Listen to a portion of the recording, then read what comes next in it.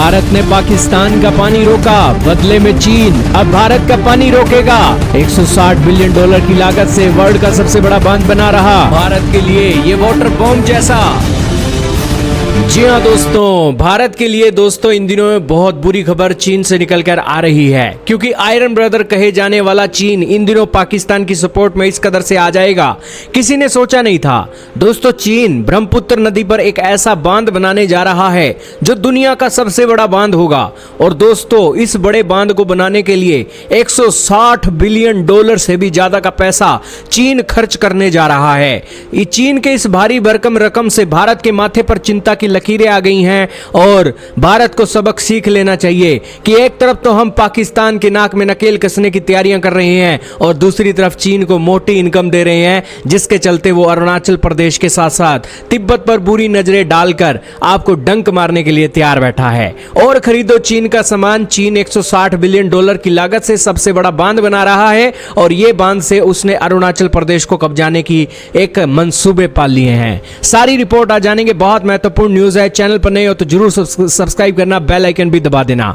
दोस्तों चीन भारतीय सीमा पर नया बांध बनाना अब शुरू कर चुका है। यह बांध तिब्बत में ब्रह्मपुत्र नदी पर बनाया जा रहा है। चीनी परिषद ने अपनी वेबसाइट पर इस बांध को लेकर जानकारी दी है और बताया है कि जब यह बांध बनकर तैयार हो जाएगा तब दुनिया का सबसे बड़ा बांध यही होगा। चीन की इस हरकत ने भारत के माथे पर चिंता की लकीरें गहरी कर दी हैं। इसके पीछे की कई वजह हैं। असल में यह बांध नहीं, चीन का एक वाटर बॉम्ब है जिसे वह भारत के खिलाफ इस्तेमाल कर सकता है। इसके अलावा इस बांध की लोकेशन ऐसी है जो भारत के लिए रणनीतिक लिहाज से काफी अहम है। इसके अलावा इस लोकेशन पर टेक्टोनिक प्लेट्स के टकराने से भूकंप का खतरा भी बना रहता है। चीन भारतीय सीमा के नजदीक यह बांध बना रहा है जो भारत के लिए एक बड़ी चिंता की खबर बन गया है। चीन के प्रधानमंत्री ली क्विंग ने इस बांध के निर्माण का ऐलान कर दिया है और यह बांध चीन के न्यिंगची शहर में ब्रह्मपुत्र नदी के निचले क्षेत्र में बनाया जा रहा है। यह बांध हिमालय पर्वतमाला में एक विशाल घाटी पर बनाया जाएगा। इस जगह ब्रह्मपुत्र नदी एक विशाल यू टर्न लेकर अरुणाचल प्रदेश और फिर बांग्लादेश में प्रवेश करती है।